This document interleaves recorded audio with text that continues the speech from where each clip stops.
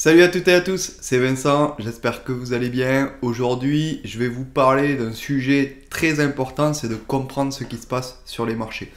Alors comme vous devez le savoir, en ce moment à DMT, on a mis un système de calendrier pour que les gens puissent prendre rendez-vous avec nous. Et je discute pas mal avec des traders débutants qui se sont soit pas formés, soit mal formés. Et ce qui revient le plus souvent, c'est je ne comprends pas ce que fait le marché. Donc si vous ne comprenez pas ce que fait le marché, c'est que vous ne comprenez pas ce que font les institutionnels en face de vous. Parce que nous, en tant que traders indépendants, notre job, c'est juste de suivre, d'essayer de comprendre en fait les institutionnels, voir ce qu'ils font et ensuite de les suivre. Et on a quand même de la chance parce que nous, on ne traite pas avec un journal comme à l'époque où les gens regardaient sur le journal la cotation, etc. Et ensuite étaient obligés de passer par téléphone avec leur banquier pour prendre position. Nous, on a des super outils professionnels comme des plateformes comme Sierra Chart, comme Ninja Trader, comme Atas, comme Trading Technology, Jigsaw, etc., etc. Il y a plein de plateformes professionnelles qui nous offrent des outils formidables pour voir ce que font les institutionnels. Et ça, il faut bien le comprendre. Les institutionnels, quand ils rentrent dans le marché, c'est pas comme nous, on va pas rentrer avec on va pas rentrer avec des milliers de lots ni des centaines de lots. On va rentrer avec 2, 4, 6, 8 lots, mais ça va pas forcément impacter le mouvement du marché parce que on n'a pas assez de lots pour faire bouger le marché. Et les institutionnels, eux, quand ils veulent rentrer dans le marché, ils sont obligés de mettre tellement d'argent, de mettre tellement de lots sur le marché que ça se voit parce que on a de la chance maintenant d'avoir des données futures. Et les données futures, c'est complètement transparent. On voit toutes les transactions qui arrivent sur le marché. Donc, on peut voir quand un institutionnel attaque et on peut même faire la différence entre une attaque, entre une défense parce qu'on peut exactement voir le nombre de contrats acheteurs, le nombre de contrats vendeurs qui est sur le marché. Donc, avec toutes ces informations, on peut arriver à déterminer si les institutionnels sont plutôt dans une phase d'attente ou s'ils sont plutôt dans une phase de défense d'un niveau ou d'accumulation sur un niveau ou s'ils sont dans une phase d'attaque et qu'ils attaquent pour faire monter ou descendre le marché. Et ça, vraiment, je vous conseille de vous y pencher. Les volumes, c'est un peu la clé du trading. Quand vous avez compris les volumes et que vous avez compris qu'est-ce que ça donne comme information, ça devient beaucoup plus simple de pouvoir trader tout simplement parce que vous voyez en direct ce que font les institutionnels. Et ça, c'est très très important. Alors dans cette vidéo, je vais vous montrer avec des outils simples comme des volumes. Je vais aussi peut-être aller sur le footprint pour vous montrer les zones par exemple où ça défend, etc. Je vais vous donner vraiment beaucoup de valeur sur cette vidéo pour que vous compreniez vraiment l'importance d'avoir des plateformes professionnelles comme ça avec les volumes pour comprendre ce que font les institutionnels. Et à la fin de cette vidéo, vous aurez une autre vision quand même du trading et cet outil peut grandement vous aider et peut aussi vous éviter de faire certaines erreurs sur des petites fausses cassures ou des petites manipulations de marché. Allez, c'est parti. Alors, nous voici sur le SP500 pour comprendre comment voir ce que font les institutionnels. Alors moi, personnellement, je trade le SP500 de 15h30 à 17h30 environ. Ça suffit pour faire sa journée. Et pas besoin de trader pendant 8 heures ou pendant plus que 3 heures de temps dans la journée. Donc, pour moi, je trade à 15h30. Pourquoi? Parce que tout simplement, il y a plus de volatilité. Donc, quand on prend un setup, on attend moins longtemps pour avoir son résultat, pour savoir si on s'est fait sortir ou si on a pris son TP. Et vu qu'il y a plus de volatilité aussi, forcément, les TP vont être un peu plus larges. Les stops, eux, moi personnellement, je mets 4-5 ticks, je mets pas plus. Parce qu'après, ça fait beaucoup pour du scalping ou de l'intraday. Alors, des fois, sur des gros setups intraday, qui sont quand même très très beaux, où j'ai de fortes convictions, je peux aller sur des stops allant jusqu'à 7-8 ticks, mais vraiment, c'est le grand maximum que je m'autorise. Donc voilà pourquoi en fait je trade l'après-midi, hein, tout simplement parce que c'est un gain de temps pour moi. Ce que je ferai, le nombre de points que je ferai par exemple sur une session européenne, hein, le matin, je mettrai le double de temps parce que la volatilité est beaucoup plus faible. Et ensuite pour la lecture des volumes, c'est plus simple l'après-midi à partir de 15h30 en session cash américaine parce que vu qu'il y a plus de volume, les différences entre les volumes faibles et les volumes forts, eh bien, sont beaucoup plus grandes. Donc, on peut les voir beaucoup plus facilement. Alors, je vais commencer ici. Hein. Alors, déjà, ce qu'il faut comprendre, c'est qu'il faut regarder la taille du volume. Voilà, combien il y a d'ordre les 5 premières minutes du marché. Ça, c'est très important. On regarde s'il n'y a pas trop de volume par rapport à d'habitude, c'est que ça va être une journée plutôt en range ou une journée où il ne va pas y avoir trop de mouvements.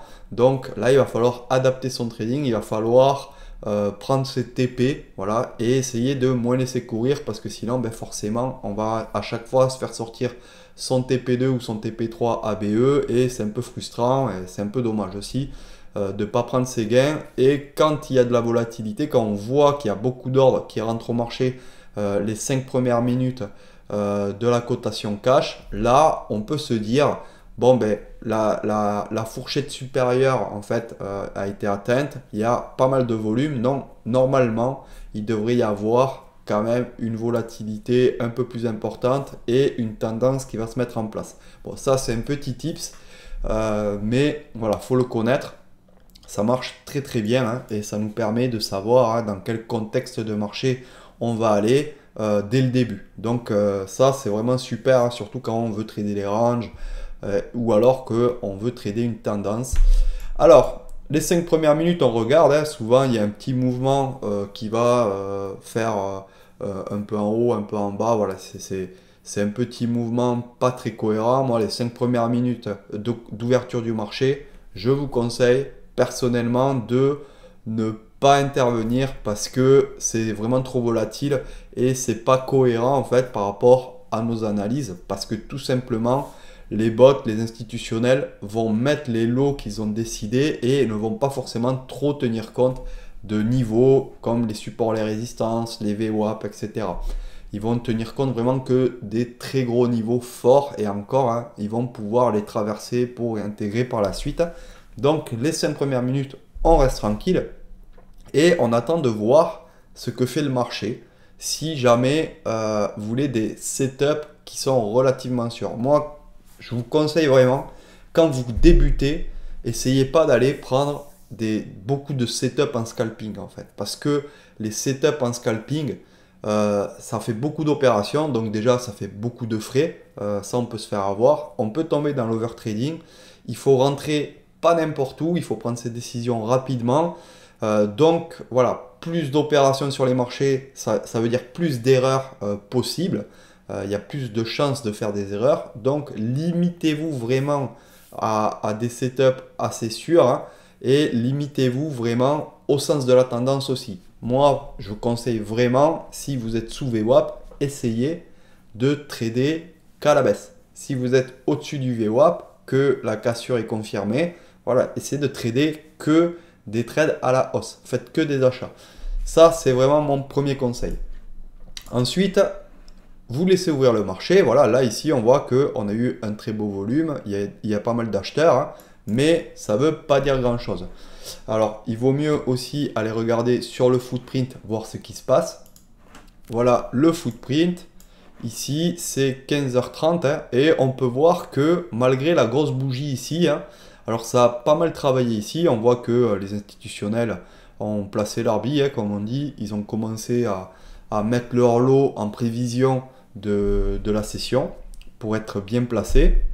Et ici, on voit que franchi le VWAP, hein, il n'y a pas énormément de défense ni d'attaque. Et au final, on clôture sous le VWAP avec un delta légèrement négatif. Donc là, déjà, à la clôture de cette bougie, on sait que les acheteurs, ils n'essayent pas forcément de faire monter le marché parce que sinon, ici, on aurait des plus gros chiffres et on aurait eu une attaque hein, pour passer l'open et on aurait essayé de clôturer au-dessus de la VWAP.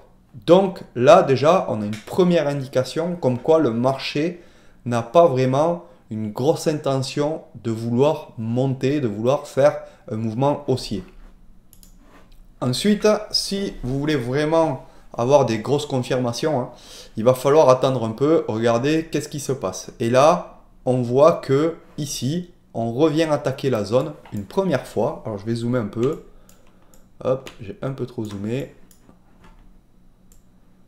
Voilà. On revient attaquer cette zone une seconde fois. Là, ici, on est venu la toucher une première fois sur l'open. Et la seconde fois, eh bien, on revient la toucher pour faire un double top. Mais on ne sait pas encore que c'est un double top.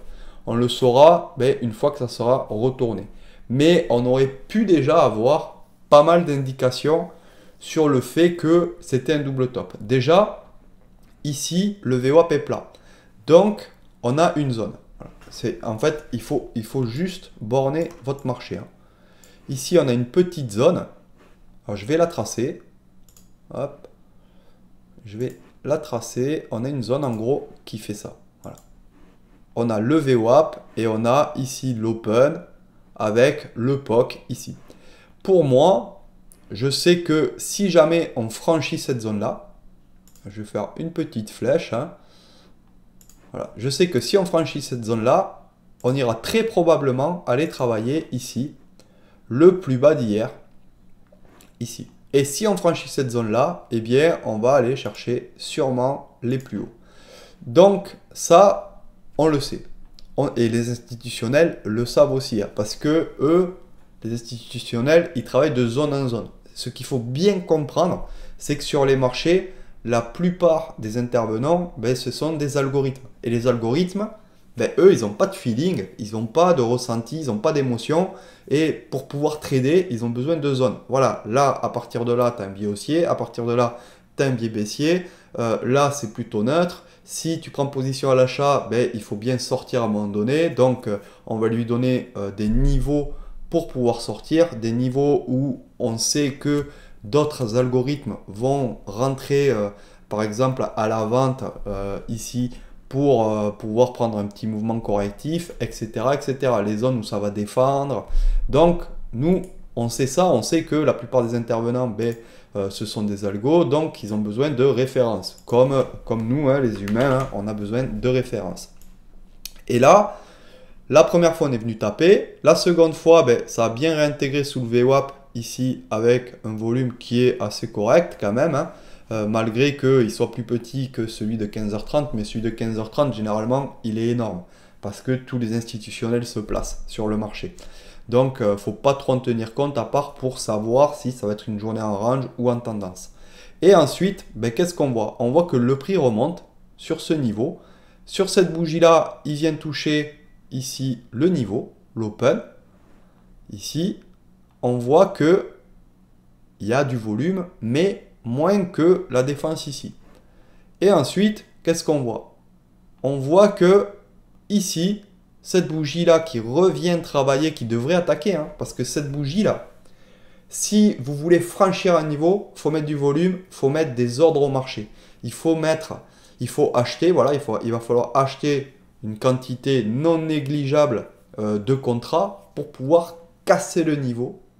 Et ensuite, voilà, faire partir le prix pour que les vendeurs comprennent que vous avez une volonté de vouloir passer. Et ensuite aussi, il va y avoir sur cette zone-là des vendeurs qui sont positionnés à la vente. Donc, il va falloir absorber ces lots qui sont dans le carnet d'ordre aussi. C'est l'histoire de la contrepartie. J'en avais parlé dans une vidéo sur la mécanique du prix, comment les marchés bougent. Donc, ça, je vous invite à comprendre comment le marché bouge. Et là, quand on voit ça, hein, tout simplement, qu'on voit qu'on vient attaquer la zone et que les acheteurs ne rentrent pas dans le marché, tout simplement, voilà, on sait qu'il n'y a pas une forte volonté de vouloir attaquer.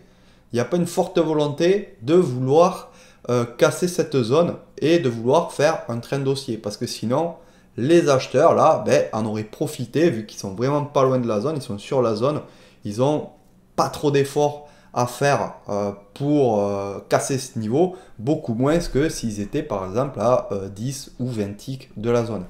Donc c'est le moment idéal de pouvoir attaquer pour les acheteurs et ils ne le font pas. Donc s'ils ne le font pas, c'est qu'ils ont une raison. Et c'est que tout simplement, ils ne veulent pas faire monter le marché.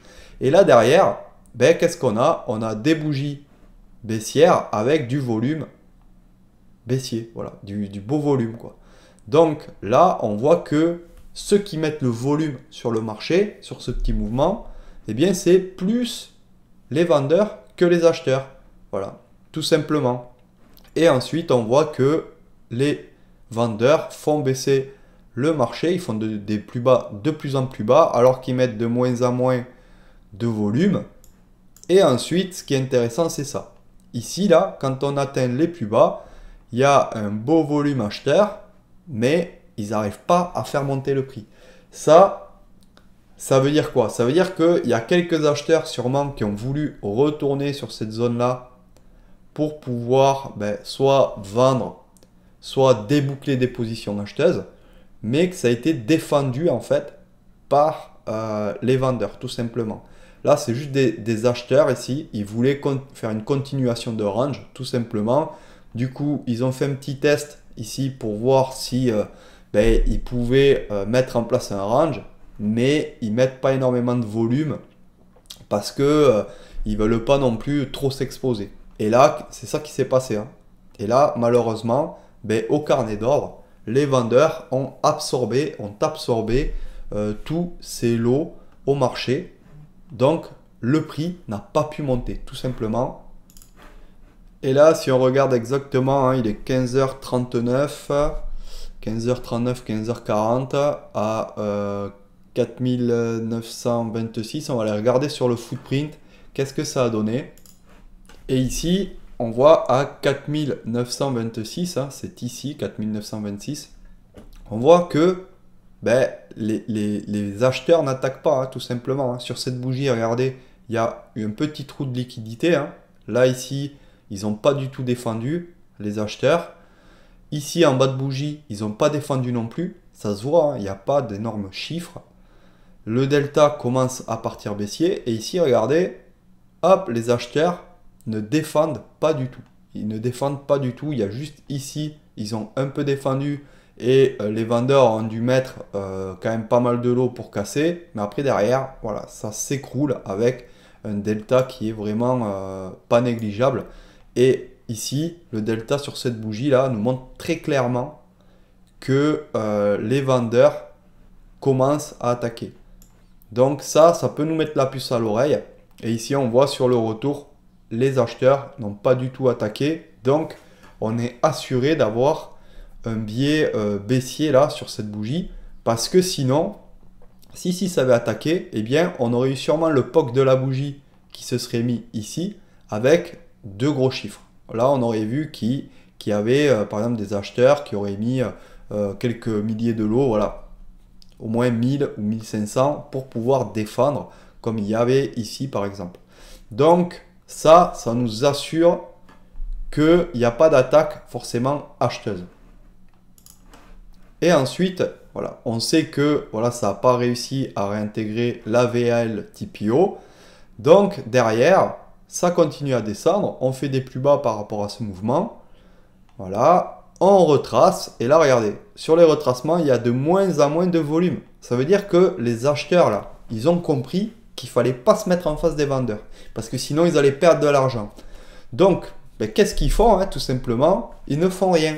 Ils ne font rien. Il n'y a que très peu d'acheteurs ici qui rentrent au marché. Hein. C'est peut-être des take profit ou je ne sais quoi. Et derrière, regardez, nouvelle attaque des vendeurs. Ici, voilà, avec des volumes en augmentation, etc. etc. Ensuite, retracement avec un volume qui est quand même inférieur à celui-ci. Hein. Ce n'est pas un volume assez fort pour retourner le marché, j'ai envie de dire. Et ensuite, voilà, bam, un volume assez fort pour faire la continuation du marché. Et ensuite, on va aller un peu plus loin, hein, continuer à analyser. Ici, on a un gros volume, mais on ne casse pas les plus hauts immédiats. Et au moment de casser les plus hauts immédiats, il n'y a plus de volume. Donc, très clairement ici, les acheteurs, ben, ils ont attaqué, oui, mais ils n'ont pas continué à attaquer pour aller chercher par exemple le VWAP qui savent que le VWAP, ça va être une zone difficile à passer. Hein. Et souvent, on ne la passe pas du premier coup, on ne la passe pas de la première fois. Il y a souvent beaucoup d'algos qui sont à la vente ici. Il y a aussi beaucoup d'algos, par exemple, qui étaient acheteurs, ben, qui sont prêts à prendre les bénéfices près du VWAP. Donc, c'est une zone assez difficile à passer. Et derrière, on voit que quand on fait des plus hauts, ben, il n'y a plus du tout de volume. Donc, il n'y a pas de volonté des institutionnels à vouloir monter. Là, c'était juste un volume pour faire un petit retracement qui s'est arrêté quand même relativement loin des plus hauts immédiats. Hein. Il s'est arrêté à un point pour ne pas inquiéter les vendeurs. Donc, ça n'inquiète même pas les vendeurs là ici. Et ensuite, voilà, on a à nouveau des volumes rouges ici qui se mettent pour défendre le marché, hein, tout simplement, hein, pour continuer à vendre, ça accumule à la vente et derrière, boum, ça refait baisser le marché, etc., etc. Et là, on voit très bien à chaque fois, chaque correction, voilà, il y a un petit volume pour faire retracer le marché, mais il s'arrête toujours loin des plus hauts précédents, hein, j'ai envie de dire, parce que voilà, faut pas prendre non plus les plus hauts trop loin dans la durée. Il faut toujours prendre le mouvement et essayer de regarder la théorie de dos, tout simplement. On ne rompt pas la théorie de dos. Et ensuite, quand on revient attaquer ces niveaux-là, ben, il y a de moins en moins de volume acheteur. Donc, on voit que les acheteurs ne veulent pas faire monter le prix, ne veulent pas casser la résistance parce qu'ils n'attaquent pas. Ils ne mettent pas d'argent sur la table pour pouvoir faire monter le marché. Ensuite, hop, les vendeurs continuent à vendre.